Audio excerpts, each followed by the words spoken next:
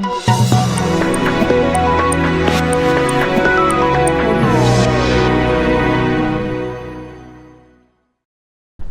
आप देख रहे हैं आपका अपना चैनल भिवानी हलचल खबरों के संग में मैं हूं मनोज कुमार। आइए डालते नजर आज के समाचारों पर।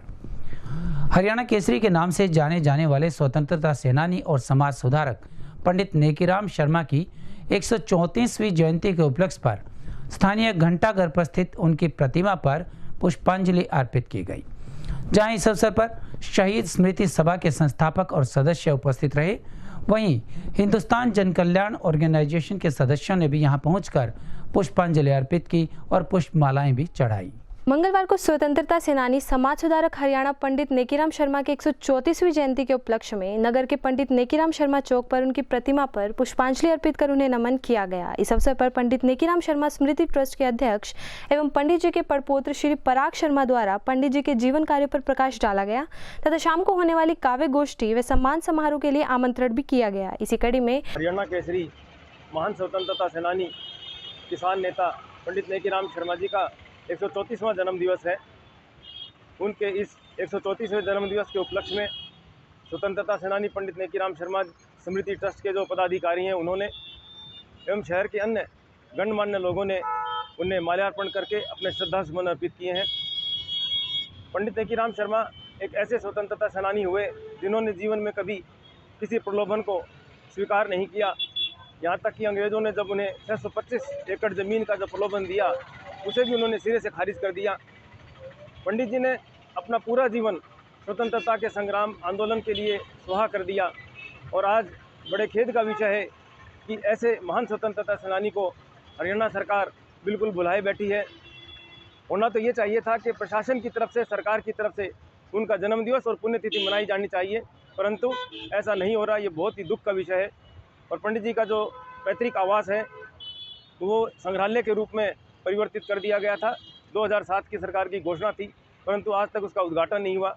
आपके चैनल के माध्यम से हम अपने ट्रस्ट की तरफ से सरकार से आग्रह करते हैं कि जल्द से जल्द उस संग्रहालय का उद्घाटन किया जाना चाहिए। प्रखर राष्ट्रवादी महान समाज सुधारक और स्वतंत्रता सेनानी पंडित नेकीराम जी की 134वीं जयंती मनाने के लिए यहाँ हम सब मित्र के साथ पधारे हैं। बड़ा दुख का विषय है, जो काम पिछली कांग्रेस सरकार कर रही थी स्वतंत्रता सेनानियों की उपेक्षा, देशभक्तों की उपेक्षा, वही काम हमारी मोदी सरकार भी कर रही है। मोदी सरकार से मैं आग्रह करता हूँ, जो शहीद हुए हैं, जो फांसी चढ़े हैं, उन लोगों को स्वतंत्रता सेनानी का दर्जा दिया जाए। जो लोग सच्चे अर्थों में फांसी चढ़े, कई साल जेलों में काटी, उनके परिवारों को सम्मान राशि दे करके उन्हें सम्मानित किया जाए।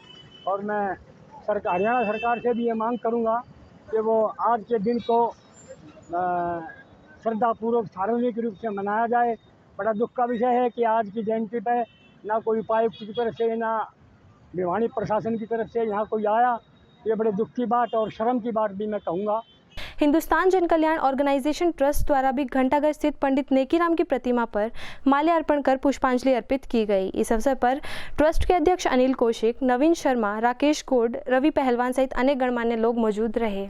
हिंदुस्तान जन कल्याण ऑर्गेनाइजेशन द्वारा महान स्वतंत्रता सेनानी पंडित नेकीराम शर्मा फ्रीडम फाइटर की 134वीं जयंती के उपलक्ष्य में यहाँ भिवानी छोटी काशी मिनी ग्रुपा के घंटाघर चौक, जो कि पंडित नेकीराम शर्मा चौक से जाना जाता है, यहाँ पे हिंदुस्तान जन कल्याण ऑर्गेनाइजेशन की युवा टीम व राष्ट्रीय कार्यकारिणी की पदाधिकारियों ने पहुंचकर पंडित नेकीराम शर्मा के चित्र व प्रतिमा पर पुष्प श्रद्धासुमन अर्पित किए और दीप प्रज्वलित किया। वह पंडित नेकीराम शर्मा के विषय में मैंने अपनी संस्था के सदस्यों को भी, पदाधिकारियों को भी बताया है कि पंडित नेकीराम शर्मा जी एक बहुत महान फ्रीडम फाइटर थे, जिन्होंने महात्मा गांधी जी के साथ में कंधे से कंधा मिला करके स्वतंत्रता आंदोलन है देश के, उन अंग्रेज़ों के खिलाफ बहुत बड़ी मुहिम चलाई। और भिवानी डिस्ट्रिक्ट के किलंगा गांव में पंडित मिश्र जी के घर इन्होंने जन्म लिया। बहुत ही साधारण फैमिली से थे और इन्होंने देश के लिए बहुत बहुत अपनी कुर्बानियाँ दी। जिले के उपायुक्त RS ढिल्लों ने चौधरी बंसीलाल सामान्य अस्पताल का दौरा किया और यहां दी जा रही सुविधाओं का जायजा भी लिया। वहीं उन्होंने विशेष रूप से ऑक्सीजन प्लांट और आईसी यूनिट का दौरा किया और कर्मचारियों को आवश्यक दिशा निर्देश दिए और अपने कार्य के प्रति जुझारू बने रहने का संदेश भी दिया। उल्लेखनीय है कि सामान्य अस्पताल परिसर में ऑक्सीजन प्लांट स्थापित किया गया है। इस ऑक्सीजन प्लांट की क्षमता 1 मिनट में 1000 लीटर ऑक्सीजन उत्पादन की क्षमता है। अस्पताल के वार्डों में मरीजों के बेड तक ऑक्सीजन पहुंचाने के लिए इस प्लांट से सेंट्रल पाइपलाइन डाली गई है। गौरतलब है कि उपायुक्त श्री ढिल्लो मंगलवार को अतिरिक्त उपायुक्त राहुल नरवाल के साथ सामान्य अस्पताल पहुंचे, जहां उनके द्वारा स्थापित किए गए ऑक्सीजन प्लांट का निरीक्षण किया गया। वह सिविल सर्जन डॉक्टर सपना गहलावत ने ऑक्सीजन प्लांट के बारे में उपायुक्त को विस्तार से जानकारी दी। इसके पश्चात उपायुक्त ने सामान्य अस्पताल के आईसीयू वार्ड का निरीक्षण किया। इस दौरान सिविल सर्जन ने बताया कि स्वास्थ्य विभाग के पास फिलहाल 37 वेंटिलेटर है, जिनमें से 9 वेंटिलेटर पोर्टेबल है तथा रेफर किए जाने वाले गंभीर मरीजों की आपातकालीन स्थिति को लिए 2 एम्बुलेंस में वेंटिलेटर की सुविधा भी है। साथ ही उन्होंने बताया कि आईसीयू वार्ड में 28 बेड की सुविधा है तथा कोविड की स्थिति के मद्देनजर मरीजों के उपचार की सुविधा के लिए ऑक्सीजन प्लांट से सेंट्रल पाइपलाइन के माध्यम से 214 बेड तक ऑक्सीजन पहुंचाई गई है। इस दौरान उपायुक्त श्री ढिल्लो ने स्वास्थ्य विभाग के अधिकारियों को निर्देश दिए कि वेंटिलेटर को ऑपरेट करने के लिए ट्रेन स्टाफ होना जरूरी है। इसके लिए स्वास्थ्य विभाग के कर्मचारियों को सही प्रशिक्षण दिया जाए ताकि जरूरत के समय उनसे काम लिया जा सके। साथ ही उन्होंने निर्देश दिए कि कोविड की तीसरी लहर की संभावना के चलते स्वास्थ्य विभाग के पास समुचित चिकित्सा सुविधाएं व संसाधन होना जरूरी है। लेबर क्रांति मोर्चा के सदस्यों ने नगर परिषद में फैले भ्रष्टाचार को लेकर सीबीआई की जांच की मांग की है। क्रांति मोर्चा के प्रदेश अध्यक्ष राजेंद्र तंवर के नेतृत्व में इस तरह के भ्रष्टाचार को लेकर जिला उपायुक्त को एक ज्ञापन भी सौंपा गया।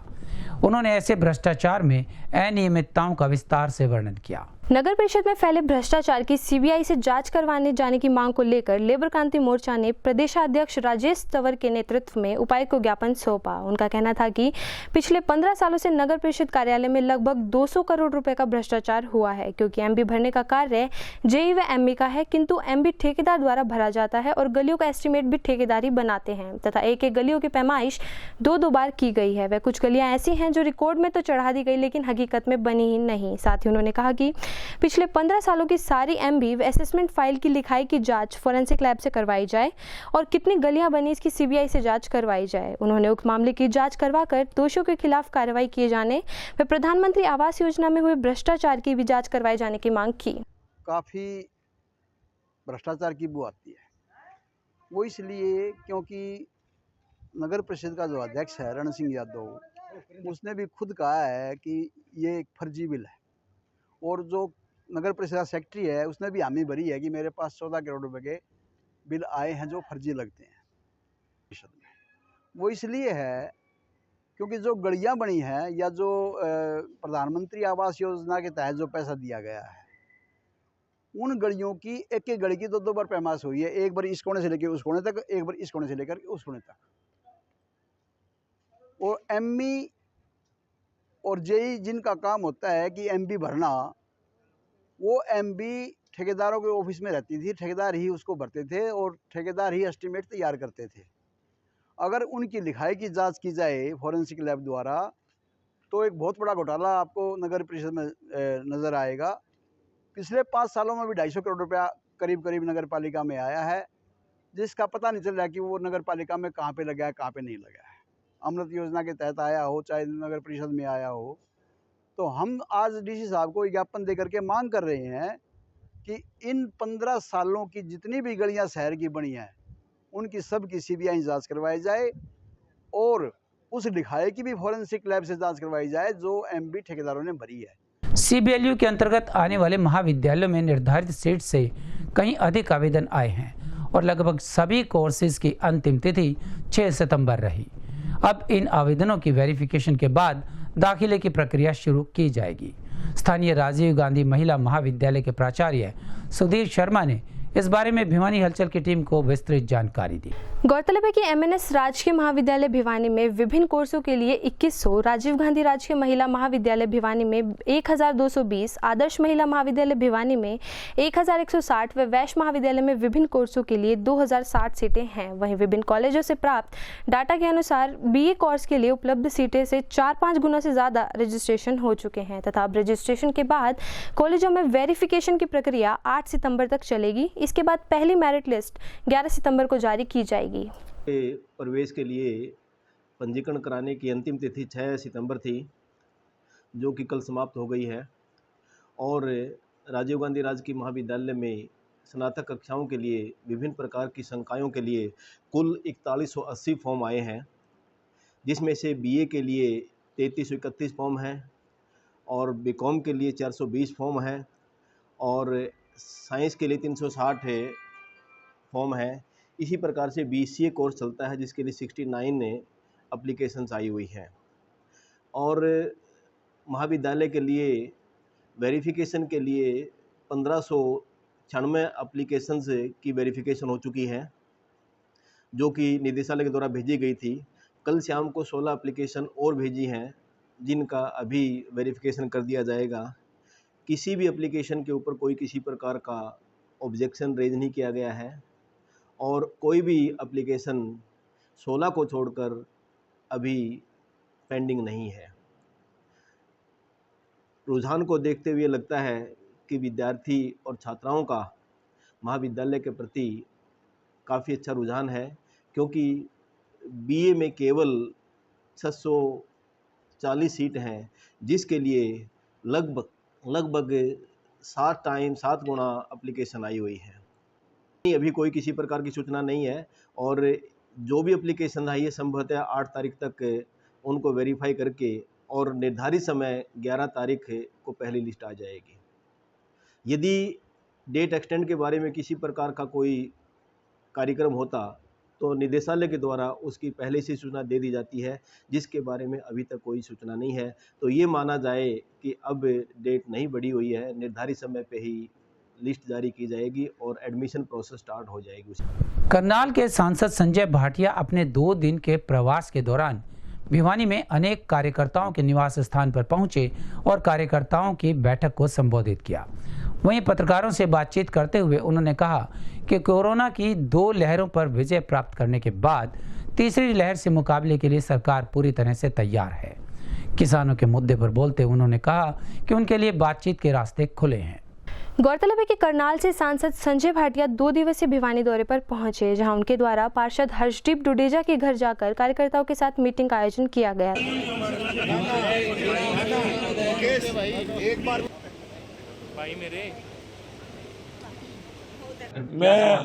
मैं एक ही बात कहता हूं कि मेरा किसान बहुत सीधा साधा है, बहुत भोला भाला है। आज तक इतना टाइम लंबा कोई आंदोलन चला नहीं है। मैं उन किसान संगठनों के आगुओं से पूछना चाहता हूं, प्रमुखों से पूछना चाहता हूं, इन कृषि कानूनों में वो क्या बदलाव चाहते हैं, उनका क्या सुझाव है कि इस कृषि कानून में ये चीज़ गलत है, उसको बदलाव कर दीजिए। लेकिन आज पूरे 1 साल में 1.5 साल में कोई ये बताने को तैयार ही नहीं है कि इस कृषि कानून में गलत क्या है। मैं कहता हूं कि ये एक अवसर है उन लोगों के लिए जो प्रोग्रेसिव फार्मर हैं। कृषि कानून पहले वाले वैसे के वैसे ही हैं। जिसका दिल करे एमएसपी पर अपना माल बेचे, जिसका दिल करे मंडी से बाहर जाकर अगर उसको रेट ज़्यादा मिलता है, पीछे सरसों का रेट ज़्यादा मिला, लोगों ने बेचा, किसी ने मंडी में एमएसपी पे नहीं बेचा। हाँ, अगर बाहर मार्केट में जो सपोर्टिंग प्राइस से कम रेट है तो अपना जाके मंडी के अंदर बेचो। तो मैं समझता हूँ कि आज आप किसी आंदोलन को, आज तक कोई भी आंदोलन बिना मांग के चलाओ ऐसा नहीं है, लेकिन ये पहला आंदोलन है जहाँ ये बताया नहीं जा रहा कि वो चाहते क्या हैं, क्या करना चाहते हैं, क्या अमेंडमेंट चाहते हैं, क्या गलत है उसको ठीक करना चाहते हैं। हमारे युवा सांसद श्री संजय भाटिया जी का भिवानी पहुंचने पर हार्दिक स्वागत करता हूं। उनका धन्यवाद करता हूं कि एक छोटी सी मेरी रिक्वेस्ट पर उन्होंने मुझे इतना समय दिया, इतना प्यार दिया, आशीर्वाद दिया। आज भारतीय जनता पार्टी के वरिष्ठ हमारे विक्रम सिंह जी, हमारे जिला अध्यक्ष शंकर धुप्पड़ जी, हमारे बड़े भाई युवा योग के चेयरमैन मुकेश गौड़ जी, वरुण शौरान जी, हमारे राहुल मुंडाल जी, हमारे प्रभारी मनीष मित्तल जी और महिला की अध्यक्ष बबीता तंवर जी और सारे हमारे जितने बीजेपी के कार्यकर्ता हैं वो पहुँचे मेरे छोटे से बुलावे पर। और हमारे नगर परिषद के सभी मेरे पार्षद साथी यहाँ पहुँचे, उनका मैं बहुत बहुत धन्यवाद करता हूँ। इसी कड़ी में आज उनके द्वारा सेवानगर स्थित जोगी धर्मशाला में भारतवर्षीय नाथ समाज हरियाणा द्वारा आयोजित अभिनंदन समारोह एवं संगोष्ठी कार्यक्रम में भी शिरकत की गई। इसके साथ साथ सांसद संजय भाटिया श्री कृष्ण प्रणामी राधिका धाम आश्रम भी पहुंचे, जहां उनके द्वारा दर्शन करने के साथ साथ व्यवस्था का जायजा भी लिया गया। वहीं पत्रकारों से बातचीत के दौरान संजय भाटिया ने बताया कि कोरोना की तीसरी लहर आने की संभावना बनी हुई है तथा आज देश पूर्ण रूप से इस बीमारी से लड़ने को तैयार है। साथ ही उन्होंने किसान आंदोलन पर बोलते हुए कहा कि सरकार किसानों से बातचीत कर समस्या का समाधान निकालने को तैयार है। उन्होंने यह भी कहा कि उनकी पार्टी देश हित को सर्वोपरि रखती है तथा बीजेपी संगठन बिल्कुल पार्टी लाइन पर चलने वाला संगठन है। तत्पश्चात वे प्राइवेट स्कूल एसोसिएशन के प्रदेशाध्यक्ष रामअवतार शर्मा द्वारा आयोजित कार्यक्रम में सेक्टर 13 उनके कार्यालय भी पहुंचे। इसमें कई तरह की बातें, लेकिन मैं आज कह सकता हूँ आज के पूरे दिन में ऐसी कोई बात नहीं जो मीडिया से ना छुपती हो। आप तक सारी बातचीत आती है, आप स्टोरीज छापते भी हो, लेकिन आज मैं विश्वास से कह सकता हूँ आज कार्यकर्ता उत्साह से लबरेज था, किसी के अंदर कोई नेगेटिविटी नहीं थी, सबने पॉजिटिविटी। और मैंने देखा कि मैक्सिमम कार्यकर्ता कंसर्न थे कि किस तरह से समाज के अंदर घुसकर हम अधिक से अधिक लोगों का काम करा सकें। एक आधी जगह से ये बात जरूर आई कि उनका कंसर्न ये था कि अगर हमारा ये काम हो जाए, तो उसमें स्ट्रेट फॉरवर्ड ये मैसेज था जो संस्कार डॉक्टर श्यामा प्रसाद मुखर्जी जी और पंडित दीनदयाल जी के संगठन से हम सब लोगों को मिले। हम उनका चित्र लगाकर हर बैठक के अंदर पहले उनका आराधना करते हैं, तो उसके अंदर ये हमें मिला कि हमारे लिए देश पहले है, उसके बाद हमारी पार्टी है और स्वयं का तो नंबर सबसे लास्ट में है। तो अगर कोई कंसर्न इस बात के लिए रहता है कि मेरा ये काम हो जाए तो मैं बीजेपी का काम करूँगा, कम से कम भारतीय जनता पार्टी अन्य दलों की तरह जैसे क्षेत्रीय दल हैं या कांग्रेस पार्टी है, किसी की स्वार्थ सिद्धि करने का जरिया नहीं है। ये स्ट्रेट फॉरवर्ड मैसेज कार्यकर्ताओं के बीच में गया और ये बहुत ज़्यादा अगर इफेक्ट करा तो थोड़े ओल्ड एज के अपने जो बुजुर्ग थे उनको किया। सेकंड वेव में हमने देखा कि यंग घरों के मतलब यंग बच्चे भी अनेक हमारे बीच से बिछड़ गए, चले गए। तो थर्ड वेव में जो ओवरऑल वर्ल्ड के अंदर जो थ्योरी चल रही थी कि छोटे बच्चों को, किड्स को इसको इफेक्ट करेगा, तो उसमें अधिक से अधिक व्यवस्थाएं। एक समय था जब कोरोना हमारे यहाँ पर आया, एक पीपी किट भी इंडिया के अंदर नहीं बनती थी, लेकिन आज हिंदुस्तान इतना समर्थ है कि यहाँ से पीपी किट बाहर भेज सकता है। आज वैक्सीन, आज तक हिंदुस्तान के इतिहास में, दुनिया के इतिहास में जब भी कोई बीमारी महामारी आई, चाहे प्लेग की आई, चाहे पोलियो की आई, चाहे चेचक की आई, दुनिया में वो वैक्सीन इंजेक्शन पहले ईजाद हो जाते थे। हिंदुस्तान में आते आते वर्षों लग जाते थे, 10 साल, 15 साल, 20 साल, 30 साल बाद भी वैक्सीन इंडिया के अंदर आई। लेकिन ये पहली बार माननीय नरेंद्र मोदी जी के नेतृत्व में इतिहास रचा गया कि हिंदुस्तान में वैक्सीन दुनिया में सबसे पहले आई, वो भी एक कंपनी नहीं, दो कंपनी ने वैक्सीन बनाई। मैं अपने साइंटिस्ट को और अपने नेतृत्व को सैल्यूट करता हूँ। हरियाणा रोडवेज की बसेस की तरह से अब प्राइवेट बसेस में भी सीनियर सिटीजन और छात्राओं को मुफ्त यात्रा करने की सुविधा मिलेगी। यह कहना था रोडवेज के जीएम दीपक कुंडू का।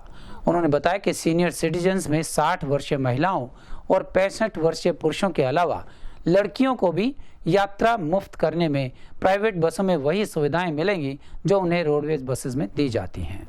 सीनियर सिटीजन और छात्राओं को हरियाणा रोडवेज में फ्री यात्रा करने की छूट दी गई थी तथा अब इसी तर्ज पर हरियाणा सरकार ने प्राइवेट बसों में भी इस छूट को लागू कर दिया है। वहीं जब इस बारे में भिवानी रोडवेज के जीएम दीपक कुंडू से बातचीत की गई तो उन्होंने बताया कि प्राइवेट बसें चाहे वे किसी भी सेवा समिति के अधीन चलती हो, हरियाणा रोडवेज की तरह लड़कियों को फ्री यात्रा पास और सीनियर सिटीजन में महिलाओं की 60 वर्ष और पुरुष की 65 वर्ष आयु से अधिक होगी तो उनको जो सुविधाएं हरियाणा रोडवेज की बस में मिलती है वह सभी सुविधाएं प्राइवेट बसों में भी मिले। और अगर कोई प्राइवेट बस चालक व परिचालक इन आदेशों की पालना नहीं करता है तो इसमें सीनियर सिटीजन लिखित रूप से विभाग को शिकायत कर सकता है। इनसे संबंधित अधिकारी नियमानुसार उचित कार्रवाई करेंगे और फिर भी अगर परिचालक और चालक के खिलाफ बार बार शिकायत आती है तो प्राइवेट बस की परमिट भी रद्द कर दिया जाएगा। हरियाणा रोडवेज की जितनी भी सरकार ने कंसेशनल कैटेगरी हैं जो हरियाणा रोडवेज में लागू हैं वो भी स्टेज कैरेज परमिट की जितनी बसें हैं उनमें लागू होती हैं। जैसे कि हमारे जो लड़कियों के फ्री पासेज हैं वो भी उनमें लागू हैं। हमारे सीनियर सिटीजन हैं जैसे कि महिलाएं हैं जो 60 वर्ष से ऊपर हो चुकी हैं और पुरुष हैं जो 65 वर्ष से ऊपर हो चुके हैं, उनका भी स्टेज कैरेज परमिट की बसों में पासेज कंसेशनल अलाउड है। इसके अलावा अगर कोई स्टेज कैरेज परमिट का कोई भी ड्राइवर कंडक्टर उनके साथ कोई बदतमीजी करता है या उन कंसेशनल उनको अलाउड नहीं करता है तो रिटर्न में अपनी यहाँ एसएस के पास शिकायत कर सकते हैं। हम उनकी वो शिकायत आरटीए के पास फॉरवर्ड कर देंगे और जो भी नेसेसरी एक्शन होगा हम उनके खिलाफ अवश्य लेंगे। 1 सितंबर से 30 सितंबर तक महिला व बाल विकास विभाग द्वारा पोषण माह मनाया जा रहा है। इस दौरान विभिन्न आंगनबाड़ियों में पढ़ने वाले बच्चों का मेडिकल चेकअप करवाया जाएगा और उन्हें कुपोषण से बचने के लिए तरीके भी सिखाए जाएंगे। इस बारे में महिला व बाल विकास अधिकारी दीपिका बजाज ने कहा कि कुपोषण को जड़ से खत्म करने के लिए सरकार पूरी तरह से संकल्पित है। गौरतलब है कि महिला एवं बाल विकास विभाग द्वारा 1 सितंबर से 30 सितंबर तक पोषण माह मनाया जा रहा है, जिसके अंतर्गत आंगनवाड़ियों में पढ़ने वाले बच्चों का मेडिकल चेकअप करवाया जाएगा। वहीं इसके अलावा बच्चों के माता पिता के साथ एक क्वेश्चन प्रतियोगिता भी करवाई जाएगी। वहीं जब इस बारे में महिला व बाल विकास की अधिकारी दीपिका बजाज से बातचीत की गई तो उन्होंने बताया कि हरियाणा सरकार द्वारा कुपोषण को जड़ से खत्म करने के लिए निरंतर प्रयास किए जा रहे हैं तथा लोगों को जागरूक करने से इस बीमारी से निजात मिलेगा। आपको बता दें कि कुपोषण मुख्यतः बच्चों में पाया जाता है तथा जब भोजन में उचित पोषक तत्वों का अभाव होता है तब बच्चे इस बीमारी का शिकार होते हैं। इन्हीं सब बातों को लेकर जिले की सभी आंगनवाड़ियों में इस प्रकार के कार्यक्रम किए जाते हैं तथा माता पिता को जागरूक भी किया जाता है। मंगलवार को समाचार लिखे जाने तक कोरोना संक्रमण का एक नया केस आया और एक ठीक भी हुआ।